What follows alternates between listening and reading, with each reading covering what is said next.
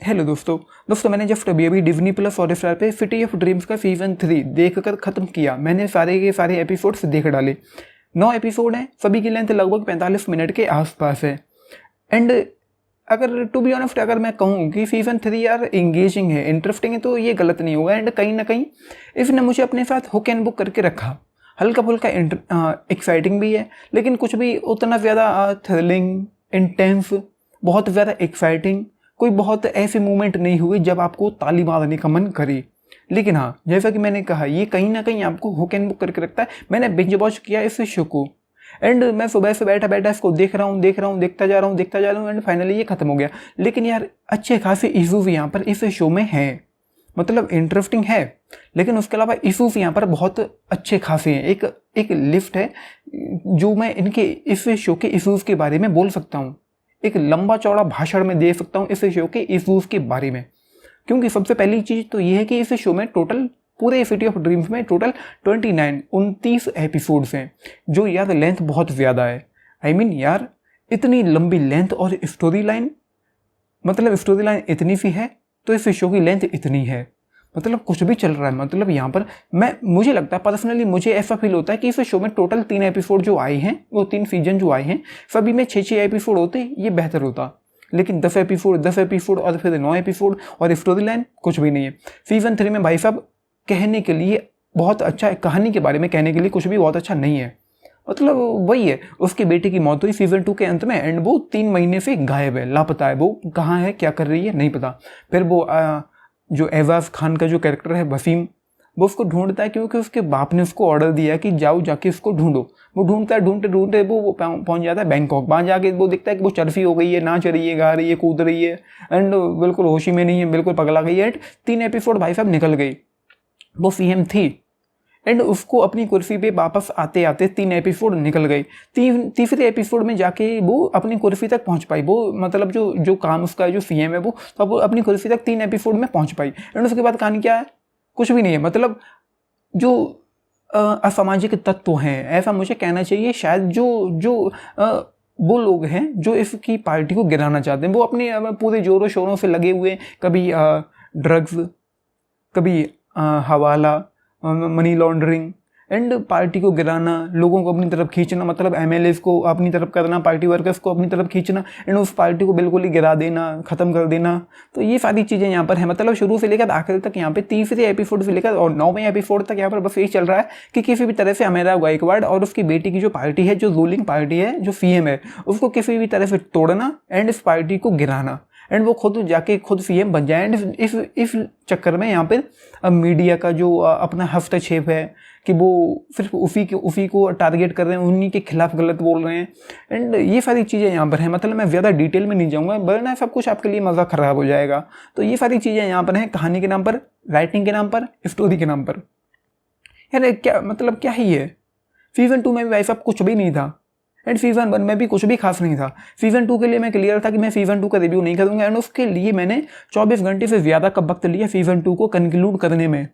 मुझे करीब 26-27 घंटे लगे थे। मैंने सीजन 2 देखना शुरू किया और ख़त्म करते करते 26-27 घंटे हो गए तब मैंने ख़त्म कर पाया था। और वही हाल यहाँ पे भी है। मतलब अब मेरा इशू है, मेरा ये काम है कि मुझे एक साथ इसको देखना था एंड जल्द से जल्द देखकर ख़त्म करना था एंड रिव्यू करना था। तो मैंने इसको देख डाला। अदरवाइज मैं भी अच्छा खासा एक वक्त लेता जो मैंने सीजन 2 के साथ किया। मैं क्लियर था कि सीजन 2 का रिव्यू मैं नहीं करूँगा, तो मैं यही इसके साथ भी करता। एक अच्छा खासा वक्त लेता इस शो को कंप्लीट करने में, क्योंकि यार पेसिंग बहुत ज़्यादा स्लो है, लेंथ बहुत ज़्यादा है एंड स्टोरी लाइन के नाम पे कुछ भी नहीं है। ये 3 सबसे बड़े इश्यू हैं इस शो के, पेसिंग, लेंथ और स्टोरी लाइन। राइटिंग बहुत ज़्यादा कमज़ोर है, बहुत ज़्यादा ख़राब राइटिंग है यार। मतलब कुछ भी चल रहा है यहाँ पे, मतलब खींचे जा रहे रबड़ की तरह खींच रही है और कहानी के नाम पे कुछ भी नहीं हो रहा। तो ये चल रहा है यार। मुझे मतलब यार बोरियत सी फील हो रही थी। हालांकि सीजन 3 में इस बार वो वाली चीज़ें मुझे नहीं लगी जो सेकंड सीजन के टाइम पे लगी थी। मतलब उतना ज़्यादा बोरिंग नहीं है एंड कहीं ना कहीं जैसा कि मैंने कहा एक्साइटिंग है, इंगेज करके रखता है। पूरी तरह से तो नहीं, लेकिन लगभग काफ़ी हद तक आपको हुक एंड बुक करके रखता है। मुझे इस बार, टू बी ऑनेस्ट, इस बार मुझे सीजन 3 में वो वाली मूवमेंट देखने को नहीं मिले जब मुझे लगा कि अब यार मैं डिस्कनेक्ट हो गया हूँ, पूरी तरह से मुझ पर देखा नहीं जा रहा। तो वो वाली मुझे मूवमेंट यहाँ पर इस बार देखने को नहीं मिले, टू बी ऑनेस्ट। इसने मुझे पूरी तरह से कहीं ना कहीं अपने साथ पूरी तरह से थर्ड एपिसोड से लेकर आखिर तक हुक एंड बुक करके रखा, ऐसा मैं कह सकता हूँ। एंड मुझे टू बी ऑनेस्ट ठीक ठाक लग रहा था, मुझे कहीं कहीं मज़ा भी आ रहा था, लेकिन उतना भी कुछ ग्रेट नहीं था। एंड लास्ट एपिसोड वो काफ़ी अच्छा था, वो टू बी ऑनेस्ट काफ़ी अच्छा था एंड सेटिस्फाइंग था। फाइनली मैंने ये शो यार ख़त्म हो गया है, finally city of dreams show conclude हो गया है एंड इसका जो अंत है वो सेटिस्फाइंग है। सब कुछ यहाँ पर कंक्लूड हो गया, सब कुछ खत्म हो गया एंड हो गया, डन, इट्स डन। और मैं इसका यार लंबे समय से इंतज़ार कर रहा था। मैं सोच भी रहा था कि डिज्नी प्लस हॉटस्टार ने आज तक अपने किसी भी शो को कंक्लूड नहीं किया है एंड आई गेस ये फाइनल पहला शो है जिसको कंक्लूड किया गया है एंड उन्होंने आज तक भाई साहब किसी भी शो को कैंसिल भी नहीं किया, जहाँ तक मुझे याद आ रहा है। तो finally city of dreams Disney plus Hotstar का पहला शो बन गया जो फाइनली कंक्लूड हुआ है एंड सेटिस्फाइंग रहा इसका अंत। लास्ट एपिसोड में जो भी चीज़ें हैं वो अच्छी थी, इंटरेस्टिंग थी एंड कुछ एक ट्विस्ट भी थे।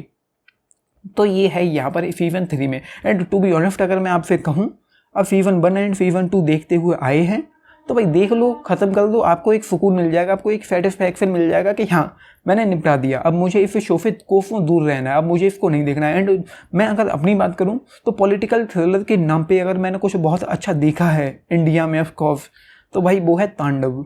रिलीज़ के टाइम मैंने देखा था, उस वक्त मुझे रिव्यूज़ एंड ये सारी चीज़ों की मूवी के बारे में उतनी ज़्यादा जानकारी नहीं थी कि किस तरह की चीज़ें यहाँ पर होती हैं, क्या अच्छा होता है क्या बुरा होता है। तो उस वक्त मुझे बहुत पसंद आया था एंड अगर आज मैं देखूँ तो हो सकता है वहाँ पे मुझे कुछ कमियाँ देखने को मिले, लेकिन फिर भी वो शो गजब का था। उसकी राइटिंग गजब की थी, बेहतरीन था एंड बहुत ज़्यादा एक्साइटिंग था। लेकिन यहाँ पे ना इंटेंसिटी है, ना कोई एक्साइटमेंट है, ना कोई सस्पेंस है, ना कोई थ्रिल है, ना कोई टेंशन है एंड कुछ भी वो वाले मोमेंट नहीं है आपको जो चीयर करने का मन करे, आपको ताली मारने का, सीटी मारने का मन करे, या किसी पर्टिकुलर कैरेक्टर को लेकर आपको डर लगे या ये लगे कि उसने कुछ बहुत ग्रेट कर दिया तो आपको लगे कि वाह ये सुकून मिल गया मुझे। तो ये वाले मूवमेंट यहाँ पर नहीं है। चलता जा रहा है, आपको इंटरेस्टिंग लग रहा है, एंगेजिंग लग रहा है, तो आपने कंक्लूड कर दिया। ये है यहाँ पर इस पूरे शो में सीज़न 3 में। सो डिसेंट है, रन टाइम आई गेस और ज़्यादा कम हो सकता था, लेंथ कम हो सकती थी, तो ये है एंड ठीक ही था। मतलब जो भी था फाइनली ये खत्म हो गया, तो मैं कहूँगा कि डिसेंट वॉच था मेरे लिए। मतलब मुझे वो वाले मूवमेंट, इंटेंसिटी, एक्साइटिंग देखने को नहीं मिली एंड जो मसाला है, जो ड्रामा है, जो ट्रीटमेंट है, जो पोटेंशियल है, ठीक ठाक है, एवरेज है, औसत है। इस शो में कुछ भी उतना ग्रेट नहीं है। बाकी एक्टिंग सभी का काम अच्छा है एंड टू बी ऑनेस्ट वो जो एक्टर हैं यहाँ पर, जो जगन के किरदार में यहाँ पर हैं सुशांत सिंह, उनको यार कहीं ना कहीं वेस्ट किया गया। मतलब सीज़न 2 में जब मैंने उन्हें देखा तो मैंने सोचा कुछ बहुत ग्रेट उनके हिस्से होगा, तो उतना ग्रेट नहीं है। हाँ जो भी था ठीक ठाक था, औसत था, एवरेज था। एंड एक्टिंग प्रिया बापट बेहतरीन लगी हैं पूर्णिमा के किरदार में एंड अतुल कुलकर्णी एज गायकवाड़ वो बेहतरीन लगे हैं एंड सुशांत सिंह का भी काम अच्छा है एंड बाकी एजाज खान उनका भी काम बहुत अच्छा है एंड वो जो एक्टर हैं जो पिलगांव के सचिन पिलगांवकर हैं उनका भी काम अपना तो अच्छा है। मतलब तो लगभग काम सभी का ही अच्छा है, एक्टिंग लगभग सभी ने काफ़ी अच्छी दी है, सभी का ही काम मुझे एक्टिंग के तौर पे अच्छा लगा। एंड अच्छी चीज़ यहाँ पर इस बार ये भी है कि उतनी ज़्यादा न्यूडिटी, सेक्स और गालियाँ यहाँ पर सीज़न 3 में इस बार नहीं है, तो ये चीज़ मुझे काफ़ी अच्छी लगी। तो ये फाइनली शो खत्म हो गया एंड आपने नहीं देखा तो एक ट्राई दे दो, क्योंकि आपने सीज़न 1 एंड सीज़न 2 देखा है तो खत्म कर दो इसको, आपको एक सेटिस्फैक्शन मिल जाएगा। एंड आपने सिटी ऑफ ड्रीम्स का पहला एपिसोड भी नहीं देखा तो भाई छोड़ दो, आपको बिल्कुल भी इसके साथ जाने की ज़रूरत नहीं है। सो फाइनली मैं कहूँगा कि 3 स्टार्स यार, 3 stars for city of dreams season 3। मुझे उतना भी ग्रेट नहीं लगा, ठीक था एंड मेरा टाइम पास हो गया अच्छा खासा एंड मेरा डन हो गया, मैं डन हूँ। तो 3 stars for the city of dreams season 3। आके आपने देखा है तो लिख के बताना आप लोगों का इस पर क्या टेक है एंड लाइक शेयर सब्सक्राइब भी करना चैनल को, वीडियो को end of this is Nitish channel signing up, thank you.